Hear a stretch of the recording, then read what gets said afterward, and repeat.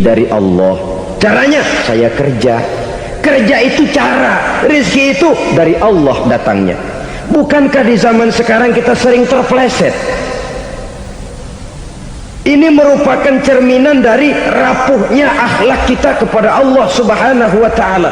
Karena usaha saya memang, karena saya peras keringat banting tulang, tentu. Tapi sadarkah kita bahwa sepanjang yang bisa kita lakukan cuma berusaha, peras keringat banting tulang, pergi pagi pulang sore? Tapi bisakah kita memastikan hasil usaha kita? Apalagi yang paling dekat, misalnya saja yang sungguh-sungguh di luar jangkauan kemampuan kita, soal rezeki, soal jodoh, soal maut. Kitakah yang mengatur? Kitakah yang menentukan? Subhanallah, manusia sungguh tidak berdaya menghadapi 3 hal paling pokok ini. Rezeki, kita cuma bekerja. Kitakah yang menentukan? Tidak. Kita berusaha saja rezeki belum pasti dapat, apalagi kalau kita tidak berusaha. Jangan terjebak dalam fatalisme, belum perang udah nyerah. Emang dasar rezeki datangnya dari Tuhan, gak usah kerja, dan ntar juga kalau dia datang. Dari mana datangnya? Kerja saja belum tentu dapat rezeki, apalagi kalau tidak kerja. Yang jelas usaha perlu kepastian, itu urusan Allah. Ini akhlak kepada Allah Subhanahu wa ta'ala. Jodoh juga begitu, kita berusaha, kita berupaya, Allah menghendaki lain jadinya. Maut juga begitu. Siapa sih yang pengen ngadepi maut? Siapa sih yang pengen mati? Siapa sih yang pengen ketemu malaikat Israel? Tidak seorang pun kalau ditanya, kecuali mereka yang putus asa ya. Kalau otaknya masih normal, mau mati mesti belakangan dulu udah dikit. Tapi yang satu itu saudara, kalau dia sudah datang, tenaga mana yang bisa menolak? Kalau dia sudah berkunjung, kekuatan mana yang bisa menghindar? Kalau dia sudah ingin bertemu, kemana kita bisa melarikan diri? Manusia sepanjang yang dia lakukan hanya berusaha, tapi kepastian, ketentuan dari Allah Subhanahu wa ta'ala. Orang yang kufur nikmat, nutupin Allah. Dia merasa rezekinya adalah mutlak peras keringatnya, seolah-olah Allah nggak punya peranan apa-apa di situ. Oh, ini kan saya bisa rumah begini karena saya kerja keras. Oh, ini mobil saya begini saya kerja keras. Peras keringat banting tulang keras.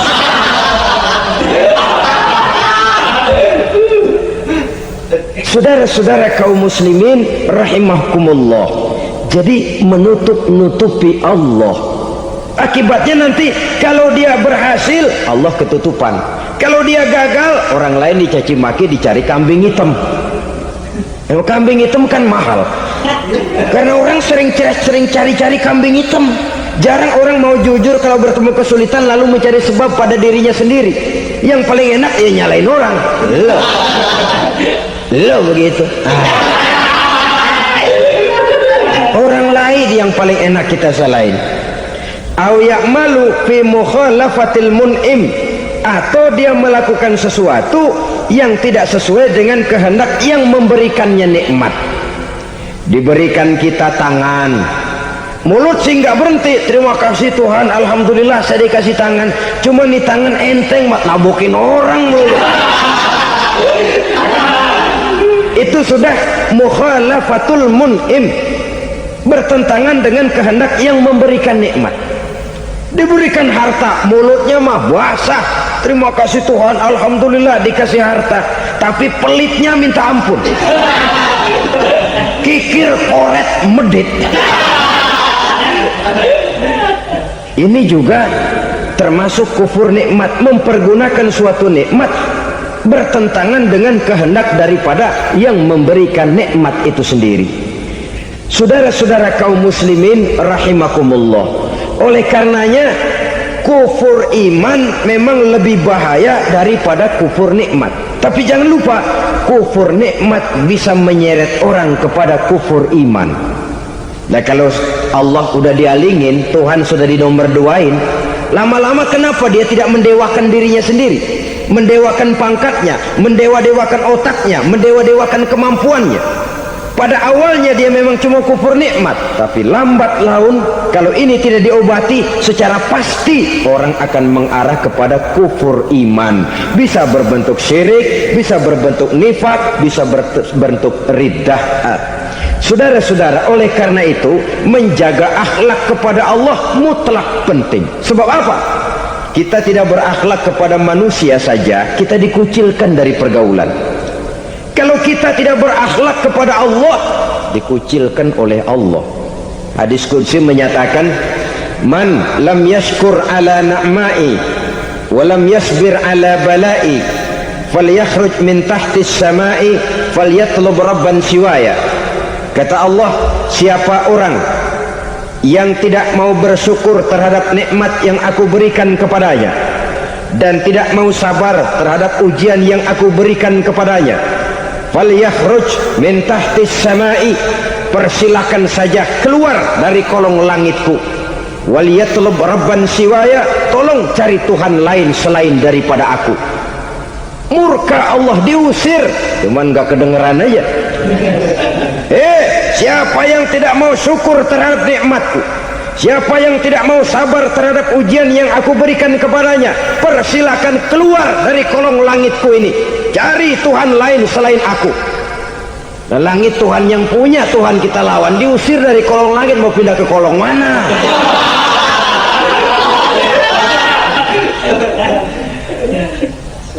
Jadi jangan merasa kufur nikmat kan enteng. Iya, kelihatannya begitu, tidak sebahaya kufur iman.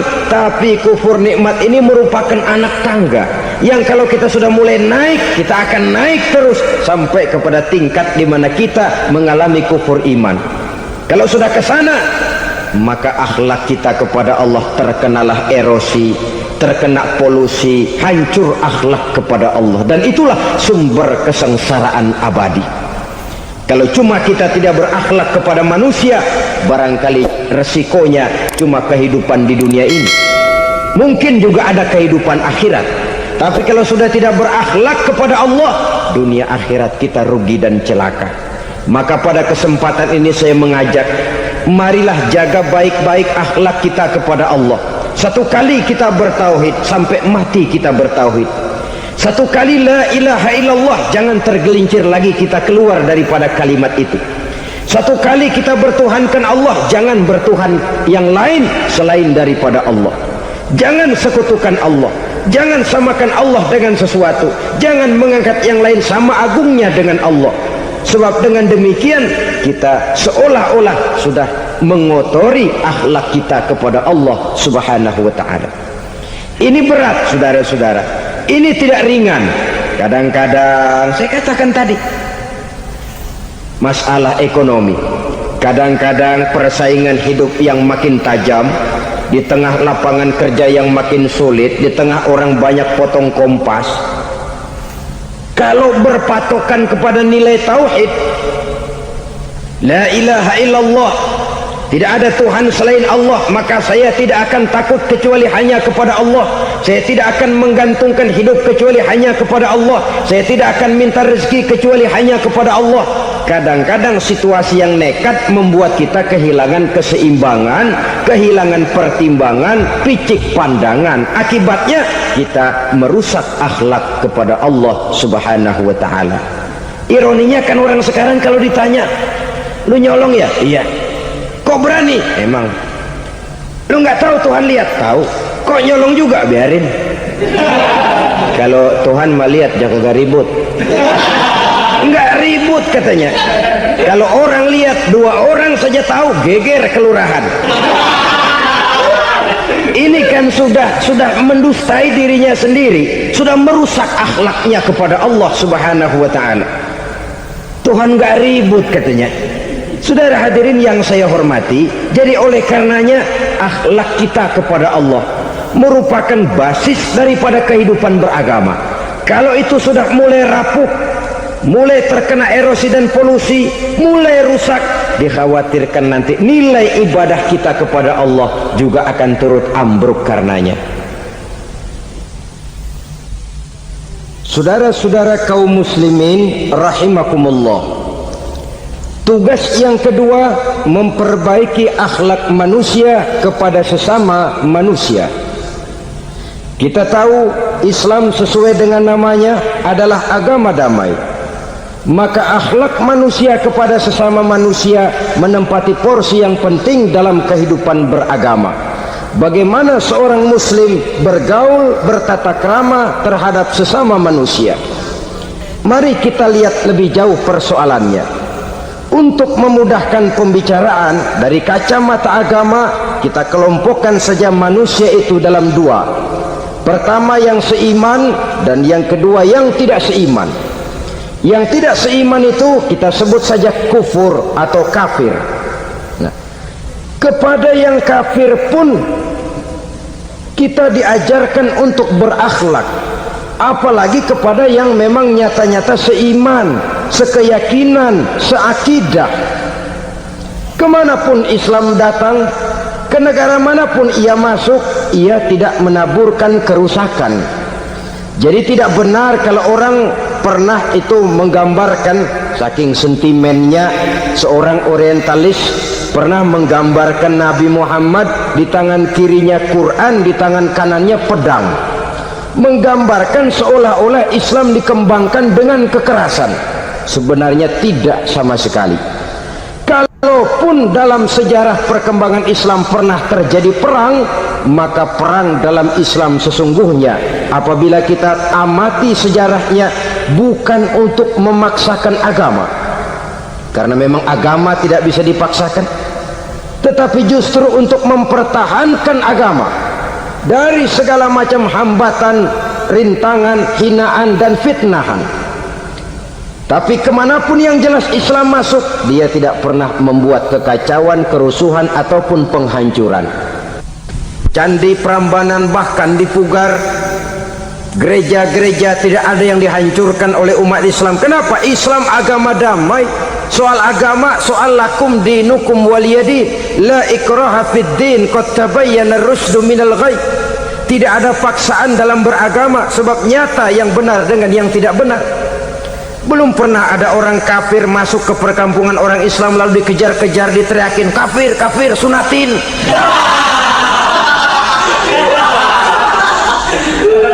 Belum pernah.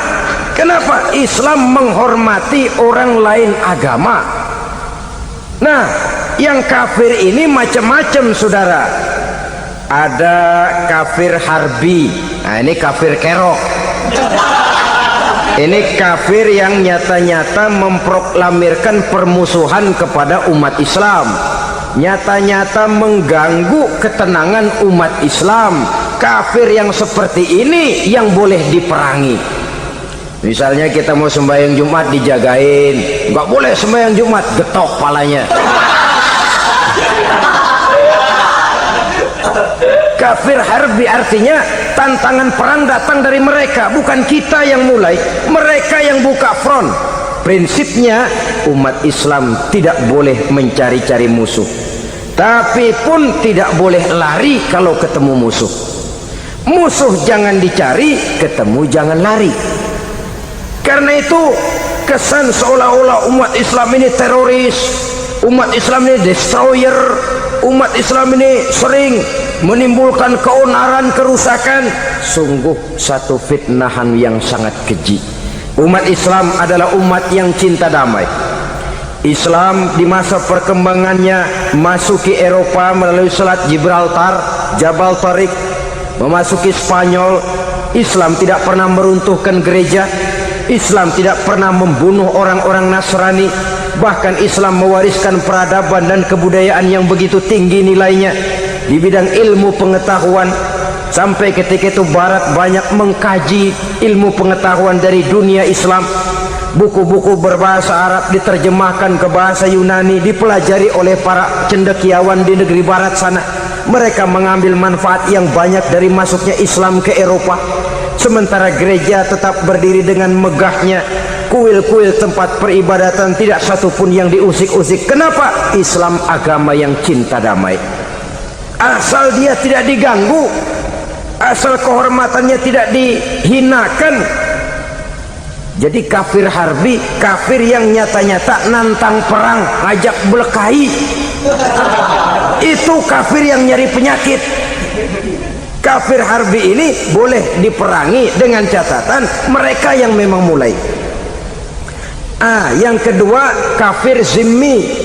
Kafir zimmi, kafir yang hidup di tengah mayoritas muslim tapi mereka mau hidup dengan aman, damai, tenang. Mereka wajib dilindungi. Bahkan Nabi pernah memberikan satu jaminan, man azazimiyan faqad azani. Siapa yang mengganggu orang kafir zimmi sama saja dengan mengganggu saya. Kehormatannya dijaga, harta bendanya dilindungi, anak istrinya pun dilindungi. Dan ini jadi kenyataan.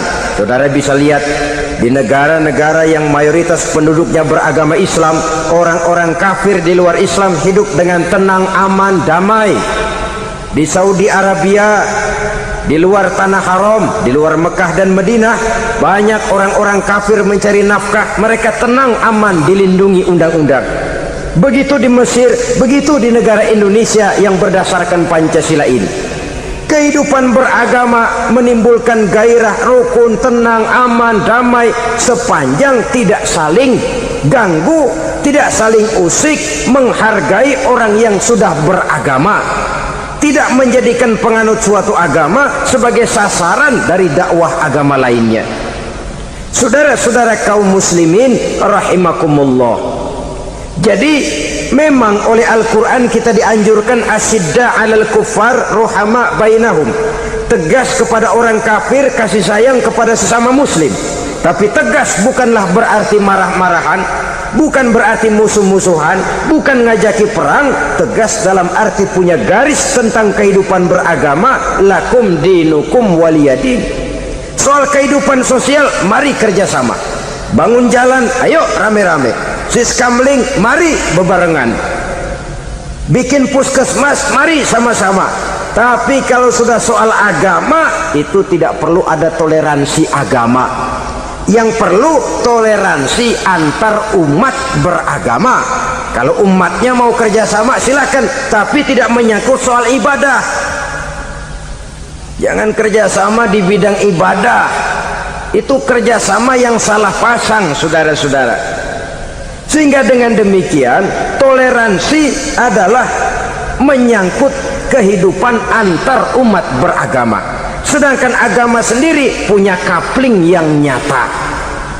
Sehingga dengan demikian tegas kepada orang kafir dalam arti kita punya satu kepribadian, tidak ngambang.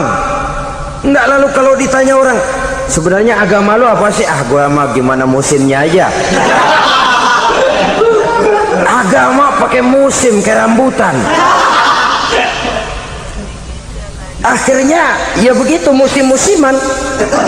Ke masjid kelihatan, ke gereja hayo, ke candi nongol, ke apa? Bingung malaikat bagaimana nyatetnya nih bocah ini. Di mana aja ada. Kita punya satu kepribadian. Saya muslim dan garis saya ini, lakum dinukum waliyadin. Bagi Tuhan persilakan agama Tuhan, bagi kami agama kami. Kami hormati Tuhan, Tuhan hormat kepada kami. Tapi soal agama kaplingnya jelas. Kerjasama, mari urusan muamalah, bidang sosial. Yuk kita siskamling sama-sama dengan orang lain agama. Mari jaga kerukunan, kesatuan, persatuan, kekompakan. Perbaiki jalan yang rusak, mari sama-sama. Mendandani jembatan yang runtuh, mari sama-sama. Tapi sembahyang kaplingnya lain-lain. Sebab Nabi juga dulu pernah ditawarkan begitu loh sama kafir jahiliyah dulu, Quraisy itu. Sudah Muhammad, sekarang begini saja, kita join aja daripada marah-marahan. Hari ini saya oke menyembah Tuhanmu Allah, besok gantian kamu menyembah Tuhan kita Latta, Uzza, Manat dan Hubal. Turun, qul ya ayyuhal kafirun la a'budu ma ta'budun. Soal ibadah kaplingnya jelas, tidak boleh dicampur adukkan. Sebab kalau tidak, kita akan mulai kehilangan identitas diri. Dan disitulah krisis kehidupan keyakinan beragama dimulai, dari krisis identitas. Hujan gede kan mulainya gerimis dulu. Di mana-mana ya gerimis dulu. gerimis makin lama makin gede, kita akan mulai dengan kehilangan identitas diri. Dari sana nanti kita malu mengakui keislaman kita. Kalau orang Islam malu mengakui keislamannya, ini kan ironi, menyedihkan. Ngakui Islamnya saja malu, menonjolkan keislamannya malu, tidak ada rasa bangga beragama. Padahal ini modal dasar. Hanyalah dengan rasa bangga beragama kita lalu konsekuen. Bangga yang tidak konsekuen, wah pokoknya kan gua kan Islam, agama yang paling benar, tapi hidupnya sendiri jauh dari tuntunan Islam. Itu bangga yang tidak beralasan, bangga yang tidak perlu dibanggakan sebenarnya. Kebanggaan yang membuat kita konsekuen dan dekat dengan kehidupan beragama.